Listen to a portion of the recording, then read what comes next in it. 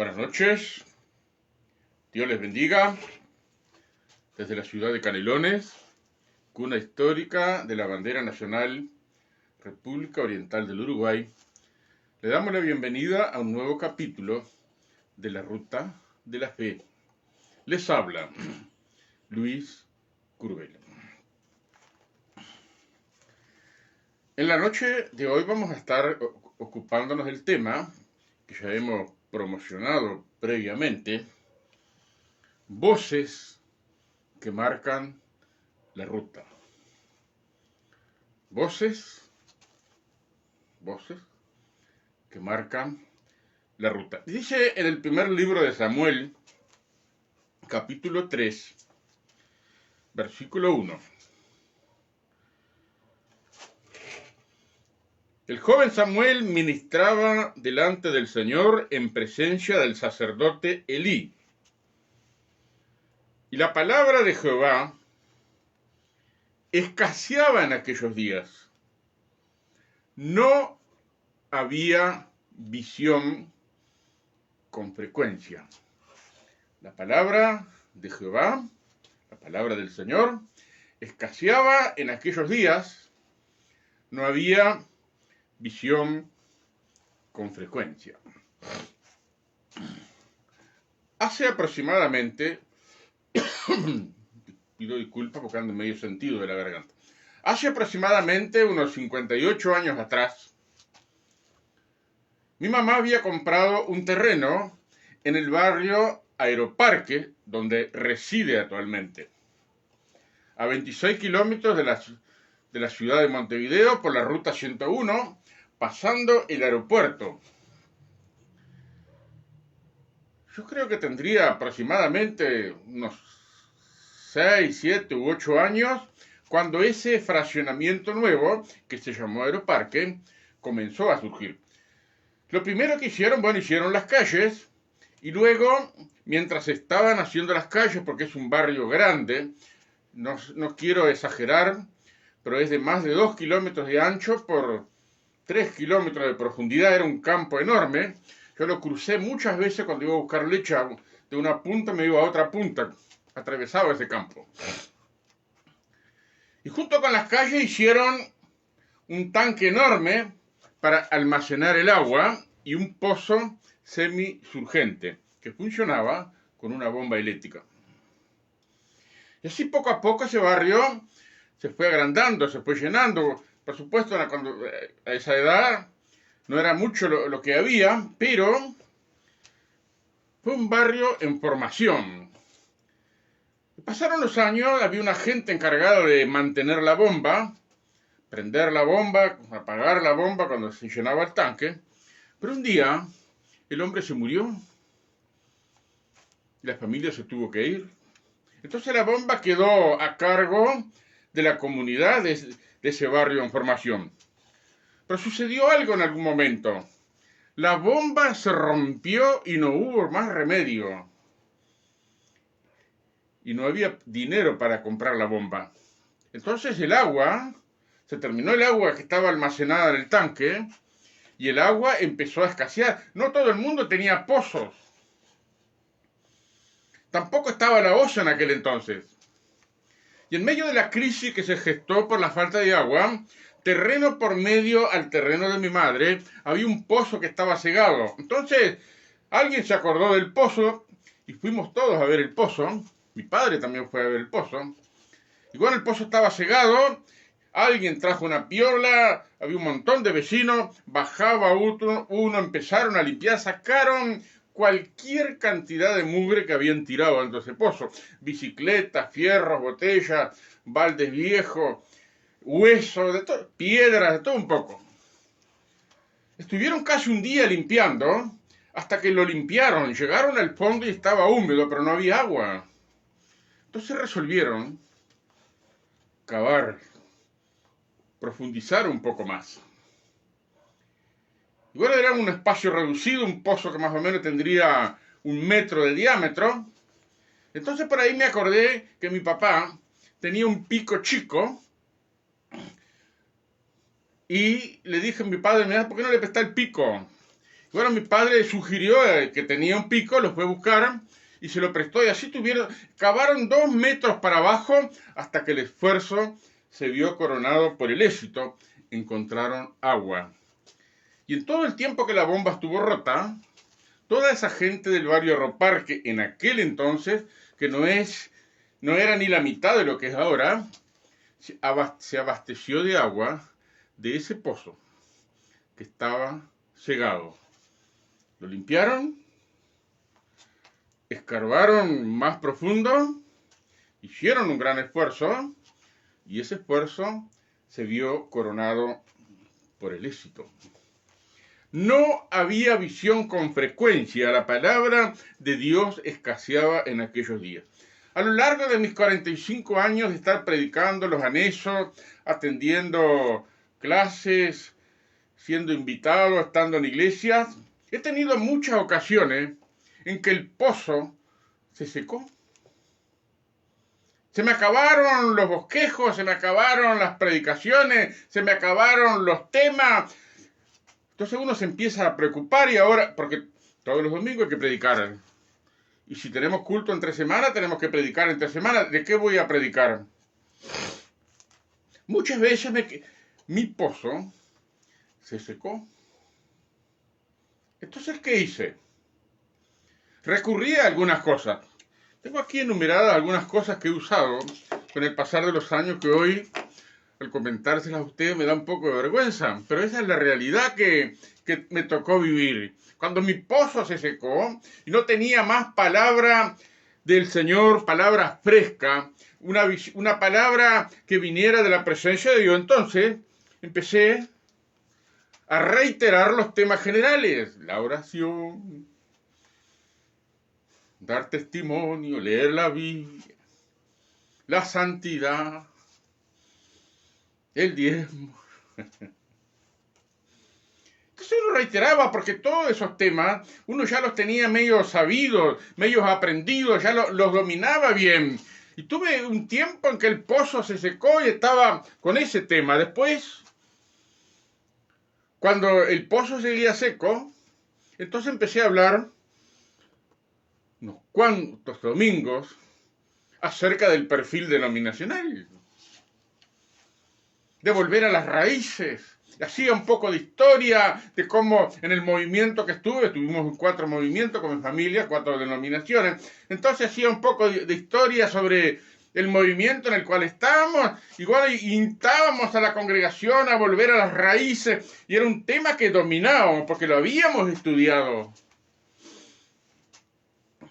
Otra cosa que hice, y eso es terrible, me da vergüenza, pero lo voy a decir. Agrandaba los defectos característicos de la impronta humana y entonces hablaba de los defectos de los demás. Los defectos de algunos personajes bíblicos, los defectos de algunos hermanos que no los nombraba con nombre y apellido, pero citaba hechos, citaba experiencias, los ponía como ejemplo. Y saben que cuando uno habla de los defectos de los demás, tenemos tema para rato, porque nadie es perfecto. Nadie es perfecto. Entonces, en vez de dar una palabra fresca, porque mi pozo estaba seco, agrandaba los defectos característicos de la impronta humana. Una vez alguien me dijo, un pastor me dijo, estando en uno de esos periodos del pozo seco, me dijo con toda seriedad, usted es como un sauce, está todo verde, está todo lleno de hojas, pero por dentro está podrido. No me gustó nada. Pero yo en el fondo sabía que era verdad. Otra de las cosas que hice, en ese tiempo en que el pozo apelara al legalismo, ¿no? La Biblia dice así, tenemos que hacer así como está escrito. Entonces uno con el legalismo tiene tema para rato. Porque no todo el mundo conoce la palabra de Dios, no todo el mundo, en medio de los vaivenes de la vida cotidiana, tiene presente los versículos bíblicos de algunas cosas. Entonces, bueno, ahí le daba con eso, legalismo. Otra de las cosas que hice, concentré mi atención en los moldes. Todos los creyentes tienen que ser iguales. Miren, eso lo aprendí en alguna denominación donde he estado. Hay que respetar el molde. Todos los creyentes tenemos que ser similares. No somos iguales. Pues ¿saben qué? Porque la Biblia dice que somos piedras vivas. No hay dos iguales. Y el gran artesano que moldea esas piedras es la mano de Dios. Pero uno se olvidó de eso. Cuando el pozo está seco, uno encuentra tema para hablar de esta forma. Y finalmente, otra de las cosas que hice, que me volvía medio teólogo. Como no tenía una palabra que fresca de parte de Dios, entonces, bueno, siempre estaba estudiando libros, siempre estaba leyendo, siempre estaba con los comentarios bíblicos, siempre estaba estudiando palabras bíblicas y sus significados, tanto en el griego como en el hebreo. No sé ni griego ni hebreo, pero tenía palabras que interpretaban a ese idioma. Entonces daba un estudio teológico sobre alguna doctrina, explicaba la raíz cuadrada del griego y todo eso, pero saben, siempre me daba cuenta que aunque yo estaba expresando verdades eternas, porque la teología es la ciencia que trata de Dios, muchas veces rebotaba contra la realidad que estaban viviendo los hermanos de la iglesia. Entonces descubrí que haciendo todas estas cosas que hice, me estaba volviendo aburrido, repetitivo, siempre hablando de lo mismo. Hablara la escritura que hablara, siempre terminaba hablando de los mismos temas. Entonces, sin quererlo, promovía y generaba el efecto vaca. ¿Sabe cuál es el efecto vaca? No sé, en la mente vacuna, cuando está en un campo comiendo pasto, le parece que el pasto que está en el campo del vecino está más verde y se ve más suculento. Entonces las vacas parece que rompen los alambrados y se van al campo del vecino para descubrir que era el mismo pasto. Sin querer, cuando el pozo está seco, cuando no daba palabra de la presencia de Dios, los hermanos se daban cuenta, no son bobos. Percibían que algo faltaba. Ya uno se ponía medio reiterativo. Entonces ellos tomaban conciencia de que algo no estaba funcionando bien y se iban, y a mí eso me causaba un dolor terrible. La palabra del Señor escaseaba, no había visión con frecuencia. Hace un tiempito escuché una reflexión del pastor David Miranda, un uruguayo que está en Estados Unidos, y él sugirió, porque es una página para pastores y para líderes, hizo algunas sugerencias, que escucháramos algunas voces. Entonces propuso 5 voces que debemos escuchar. Las voy a compartir, voy a intentar ser fiel, no es algo que elaboré de mí mismo, pero a medida que él estaba hablando, me estaba examinando a mí mismo, y el Espíritu de Dios me dio la certeza de que muchas veces me sucedió lo que estaba expresando el hermano. Entonces, él decía, primero, tenemos que escuchar la voz de Dios. No es un misterio, todo el mundo expresa que tenemos que escuchar la voz de Dios, pero cuando estamos hablando de voces que marcan y señalan la ruta, entonces tenemos que tener una estrategia, tener algo en el cual fundamentarnos para corregirnos. Escuchar la voz de Dios.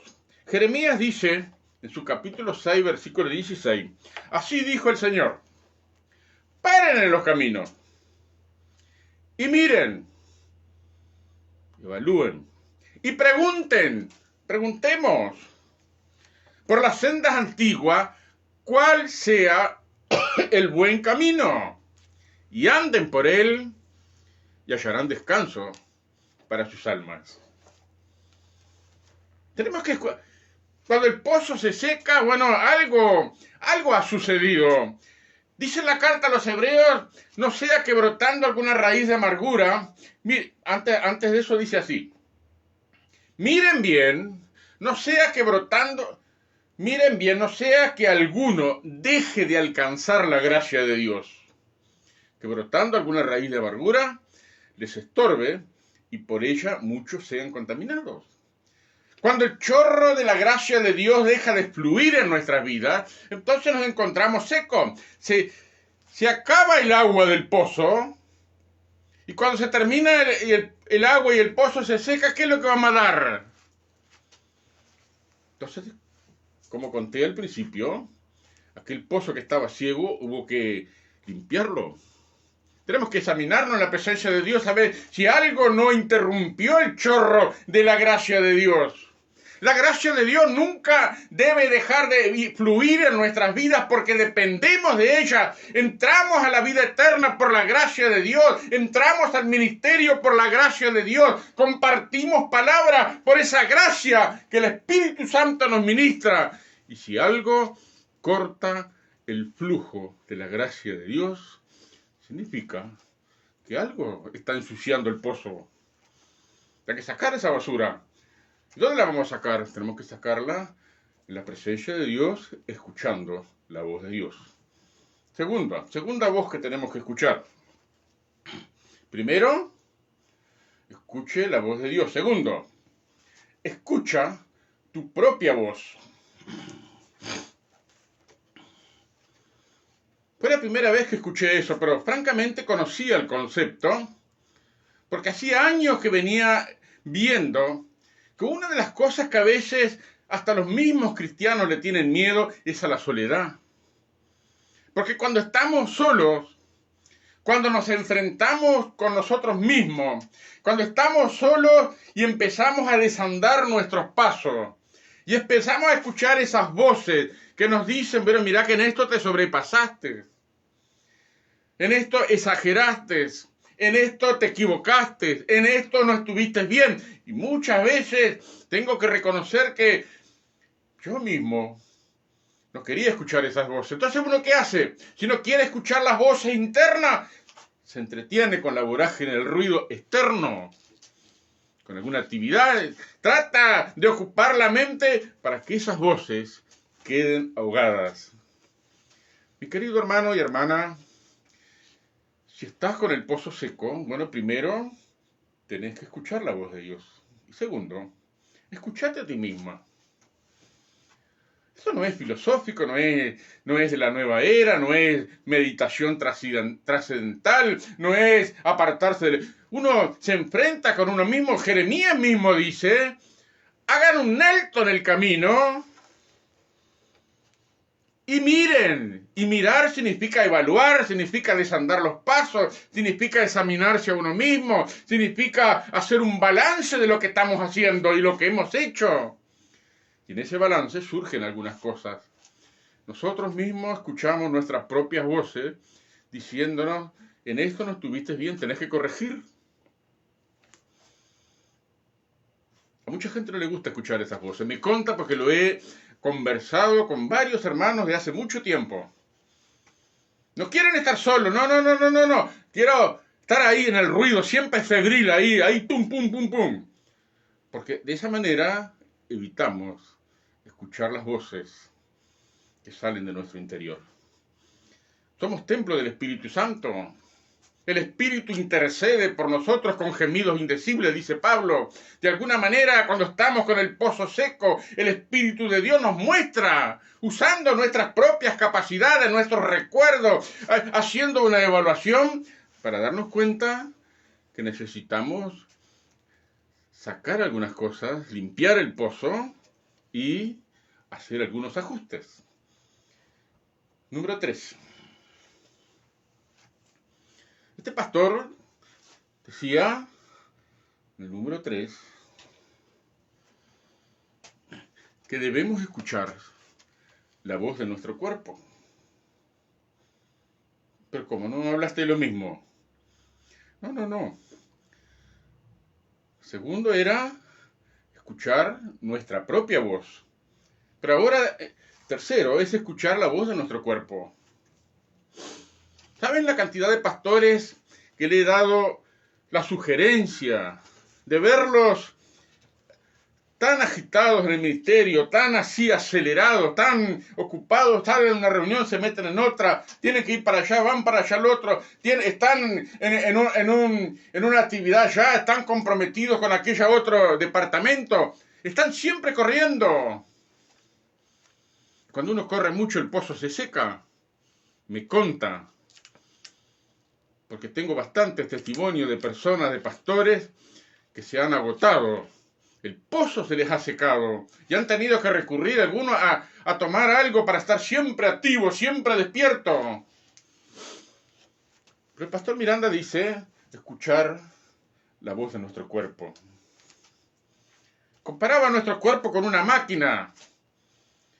Las máquinas necesitan mantenimiento. Tuve un vecino no hace mucho que se compró un auto, primer auto que compraba en su vida. Lo compró para trabajar. Se levantaba de mañana, daba la llave, arrancaba. En 6 meses, que más o menos en ese tiempo, nunca le echó agua al radiador. Nunca le echó aceite.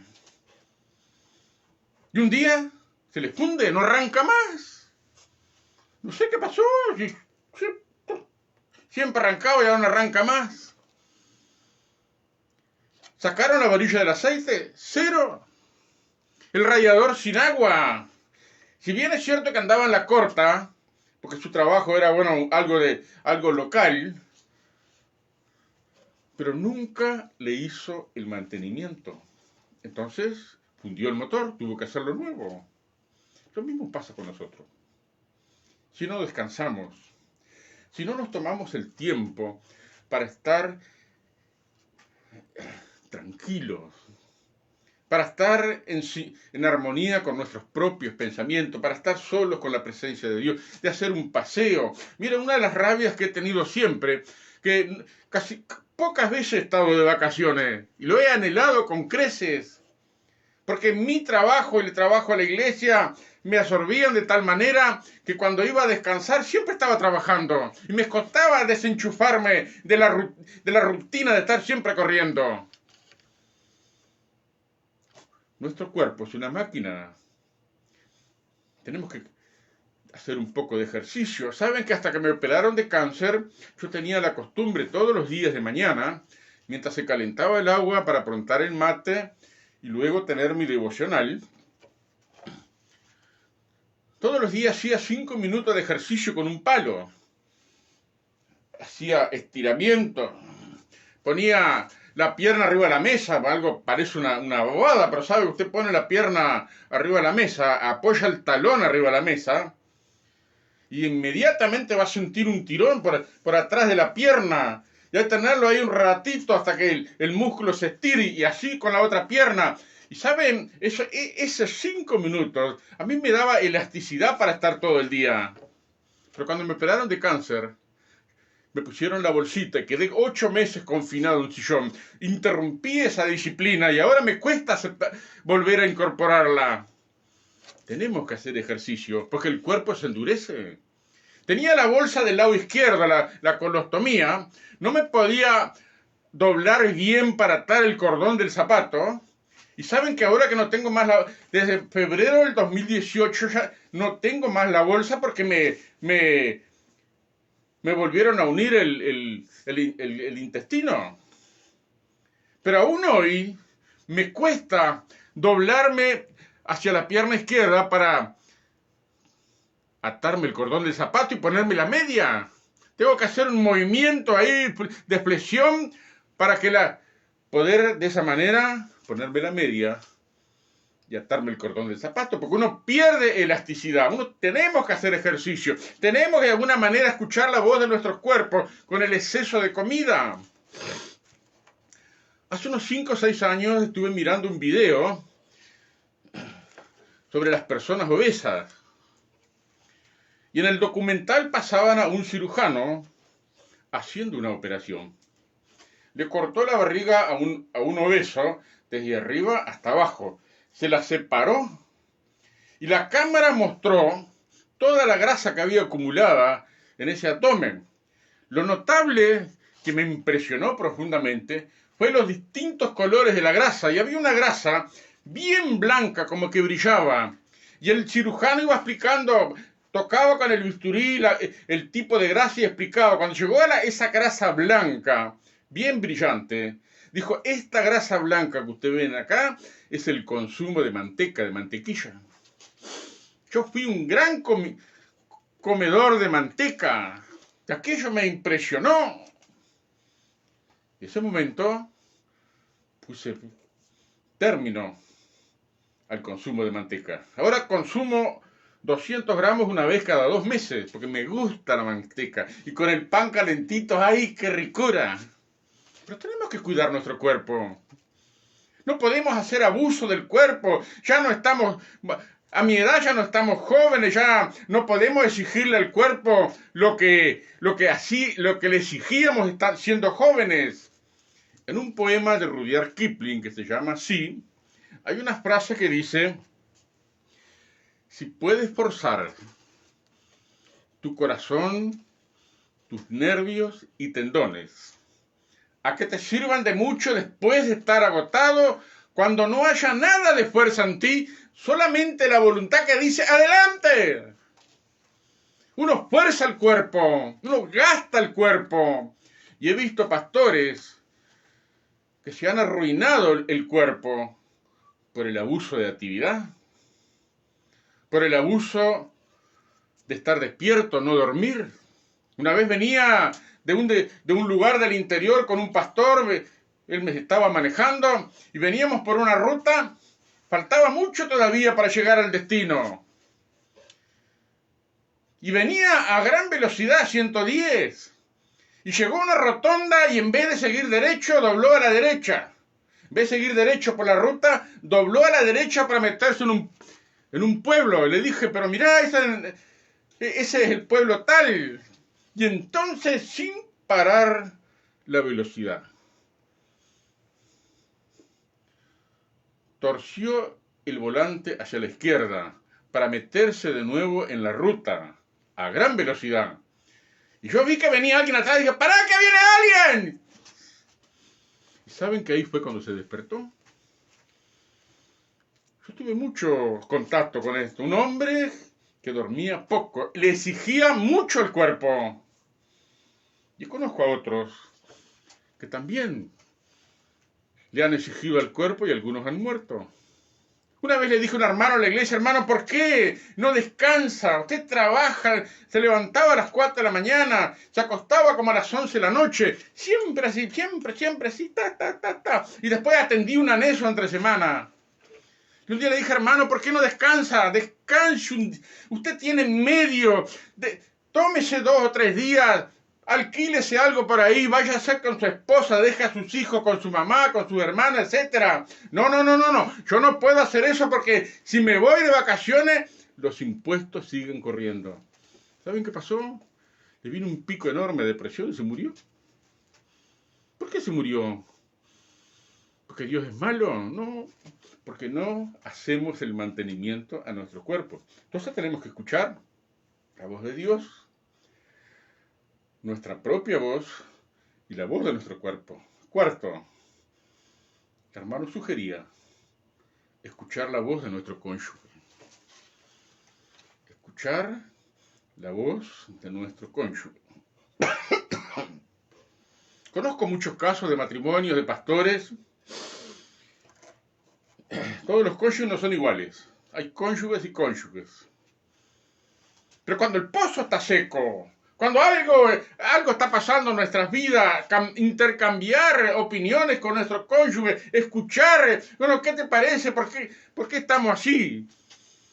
Muchas veces nos hace buenas sugerencias y otras no. Unas veces las sugerencias están motivadas por lealtades divididas. Y eso no le hace bien, no nos hace bien. Pero aún así, tenemos la oportunidad, tenemos el privilegio de estar con alguien al lado que nos conoce bien y por ahí nos puede dar una sugerencia acertada. ¿Por qué no cambias esto? Hace unos años, en un encuentro de líderes donde tuve la oportunidad de dirigir la palabra, compartí algunas cosas que el Señor me estaba mostrando. Le entregué a cada uno un material para que se lo llevaran y lo consideraran. Fue una reunión muy amena. Yo estaba dando palabra que el Señor me había dado. Había alguien ahí, un pastor, me contó al mes siguiente. Cuando llegamos a casa, mi esposa me dijo: ¿qué te parece todo lo que compartió el pastor Crubel? Entonces empezaron a hablar. Y la conclusión que este hermano pastor llegó fue que en sus mensajes, en lo que él compartía para edificación, intentaba salvar a todo el mundo. Daba explicaciones de todo. Entonces era un mensaje larguísimo y súper aburrido. Él mismo dijo: bueno, ahora he cambiado. En vez de tocar un montón de puntos, toco uno solo. Me explico bien ese punto y trato de llegar a una conclusión. Bueno, eso es bueno. Eso es saludable. ¿Saben, queridos hermanos, líderes, pastores, líderes de departamento? No somos llamados a salvar al mundo. No, Señor. El único que salvó al mundo fue nuestro Señor Jesucristo, que Él entregó su vida por todos nosotros y cada uno. Pero nosotros no podemos salvar a todo el mundo. Podemos salvar a uno. Nuestro Señor Jesús no tuvo éxito con la multitud, pero tuvo mucho éxito con el uno a uno. Cuando nosotros solamente salvamos a uno, o ayudamos a uno, levantamos a uno, no solucionamos los problemas de todo el mundo. Apenas se nota. Pero ¿saben lo interesante? Es que solucionamos y salvamos y levantamos a uno, el mundo de ese uno. Y eso es lo que nos da satisfacción. No podemos absorber más actividades y más cosas de las que podemos hacer. Dios no nos ha llamado a hacer cosas imposibles, a hacer cosas de las cuales no estamos capacitados para hacer.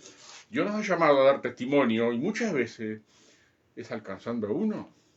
En el uno a uno, en la congregación le hablamos a un montón de gente, a veces un mismo mensaje para 50 personas, uno no sabe si con el mismo mensaje edifica a todos, pero el Espíritu de Dios hace algo ahí.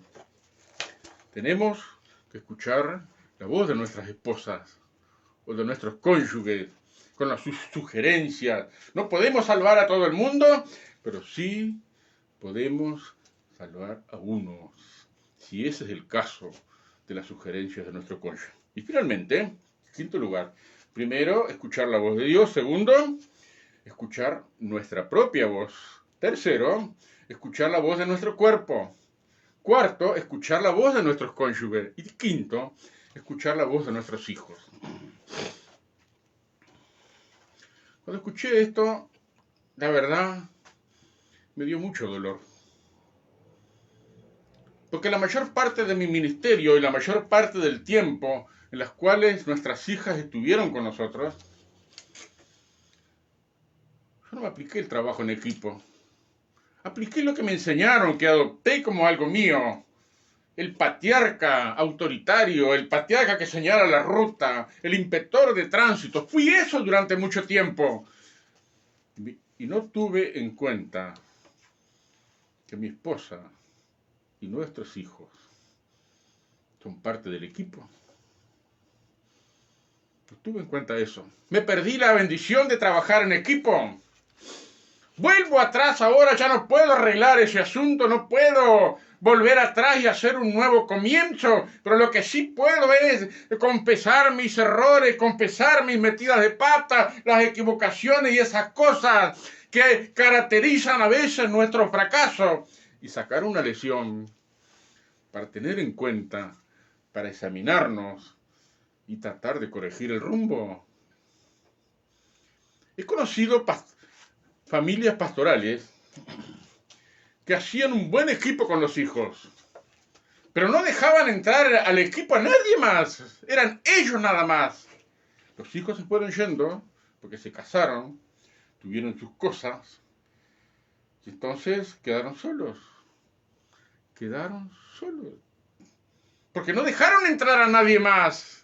No podemos ser exclusivos. Empezamos una obra con el equipo que tenemos a mano, son nuestra esposa y nuestros hijos, pero después si el Señor va prosperando la obra, si el Señor va prosperando el departamento y alguien más se va levantando, lo vamos añadiendo al equipo, lo vamos preparando, lo vamos perfilando para que algún día le llegue el turno de estar al frente. Entonces nunca vamos a tener falta de obreros porque estamos perfilados a trabajar en equipo. Ese fue un gran error, no escuchar la voz de mis hijos. Repito los 5 sugerencias del pastor Andrés Miranda. Escucha la voz de Dios, escucha tu propia voz, escucha la voz de tu cuerpo, escucha la voz de tu cónyuge y escucha la voz de tus hijos. Para terminar, vamos a escuchar una voz más. La voz de Jeremías. En el capítulo 22, no voy a leer el capítulo 22 porque es muy largo, pero haciendo un pequeño resumen. El tema de fondo del capítulo, 22, no, 23. El tema de fondo del capítulo 23 son los falsos profetas. Los que dicen que tienen palabra de Dios, pero no tienen palabra de Dios. El verso 16 dice así: así ha dicho el Señor de los ejércitos, no escuchen la palabra de los profetas que les profetizan. Los alimentan con vanas esperanzas.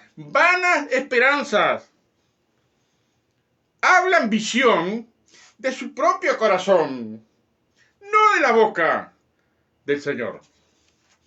Jeremías fue un hombre que exhortó a la nación de Israel a prepararse porque venía el imperio babilónico, ya se veía ya en la lejanía que iba a invadir Israel.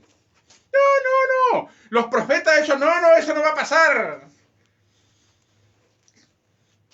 El Señor dice en el verso 16, esos falsos profetas alimentan al pueblo con vanas esperanzas, porque el propósito de Dios fue firme. Fue una visión inventada por su propia imaginación. Hablan con la boca de ellos, no con la mía, dice el Señor. Verso 18.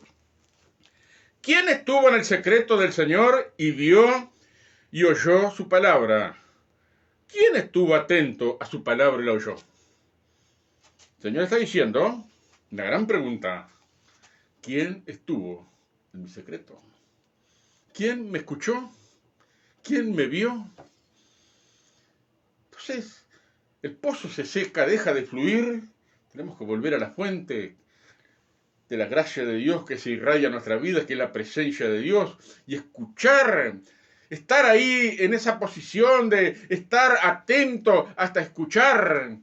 Muchas veces me ha sucedido, sobre todo del 2013 para acá, que he estado investigando en la presencia de Dios algunos asuntos. Le he preguntado, Señor, ¿cómo es este asunto? ¿Por qué tu palabra dice esto? Y no escuché ningún terremoto, ningún viento recio, no se movió el piso. Pero aprendí una cosa, que mientras uno está en la presencia del Señor, en silencio, buscando, inquiriendo, expectante, el Espíritu de Dios revela. Y eso es lo que dice acá en el verso 18. ¿Quién estuvo en mi secreto? El secreto de Dios no es para unos pocos privilegiados, es para todos. Verso 22. Pero si ellos, hablando de los falsos profetas, si ellos hubieran estado en mi secreto, habrían hecho oír mis palabras a mi pueblo y los habrían hecho volver de su mal camino y de la maldad de sus obras. Si hubieran estado en mi secreto. ¿Quiénes? Los falsos profetas. Así que Dios tiene misericordia de los falsos profetas, pero los falsos profetas siguen inventando de su propio corazón, su propia imaginación, habla con su propia boca y dice las cosas que la gente quiere oír. Eso es lo que hacían en el tiempo de Jeremías. Verso 28, que voy terminando. El profeta que tuviera un sueño, cuenta el sueño. Y aquel a quien fuere mi palabra, cuente mi palabra verdadera. ¿Qué tiene que ver la paja con el trigo? Dice el Señor. ¿Qué tiene que ver la paja con el trigo?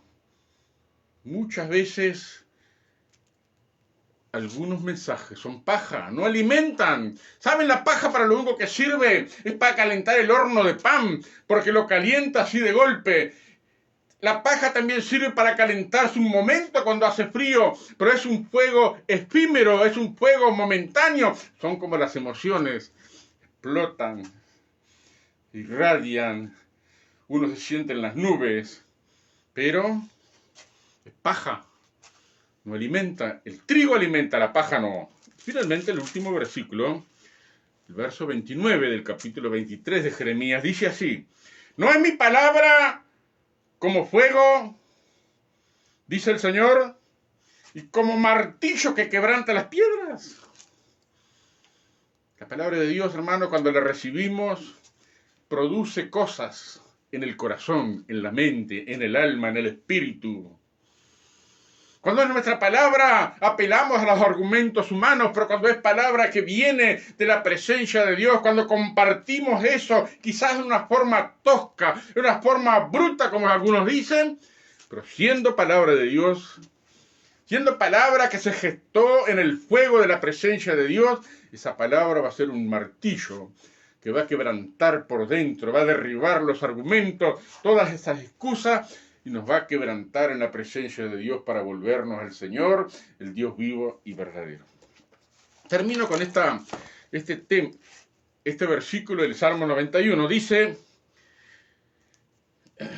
el que habita al abrigo del Altísimo morará bajo la sombra del Omnipotente. Pero otra versión, que no puedo precisar cuál es, pero la cita el misionero Stanley Jones, dice así: el que escoge el secreto del Señor como su habitación permanente estará siempre en contacto con la omnipotencia de Dios. Repito, el que escoge el secreto del Altísimo como su habitación permanente. Ahí en esa habitación está el secreto del Altísimo. Bueno, allí prefiero estar por una decisión mía.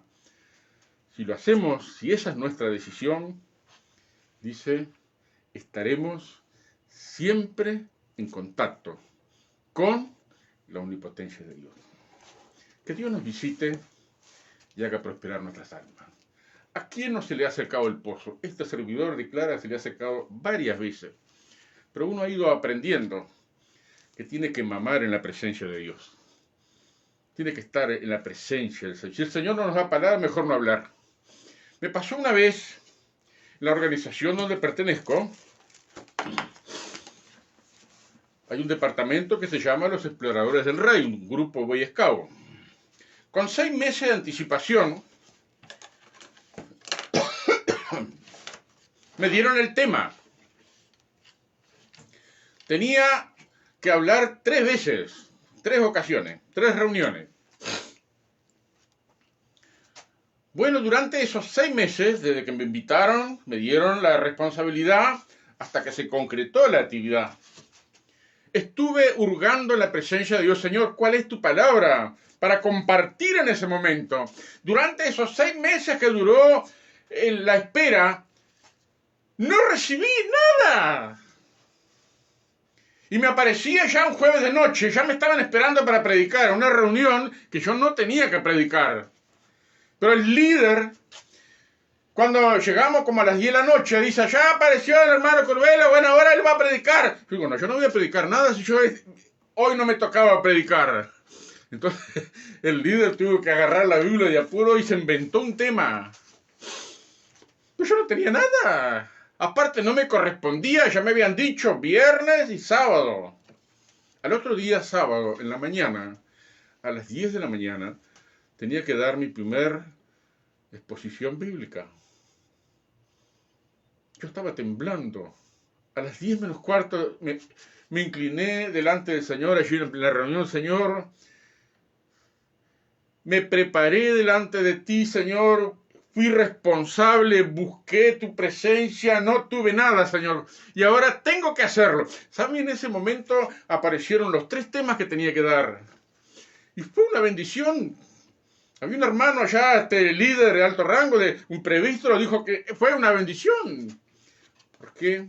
Fue palabra que salió de la presencia de Dios. Y cuando sale de la presencia de Dios, es una bendición. Mi querido hermano, que Dios nos visite y haga prosperar nuestras almas. Cuando el pozo se seque, que no sepamos qué dar, bueno, hagamos un alto en el camino, como dijo Jeremías. Examinémonos. Miremos el pozo a ver si hay alguna basura, alguna mugre que hay que sacar. Saquémosla. Y escuchemos esas voces que nos sugieren algunas cosas. Y luego corrijamos el rumbo. Escuchemos las voces que nos encaminen a la ruta del servicio, de la comunión y de ser de bendición para otros. Nos despedimos con las palabras de nuestro Señor Jesucristo, el cual dijo: vengan a mí todos los que están trabajados y cargados, que yo los haré descansar. Nos vemos en la próxima edición de La Ruta de la Fe, el próximo viernes a las 21 horas, si Dios lo permite. Muchas gracias, Dios les bendiga.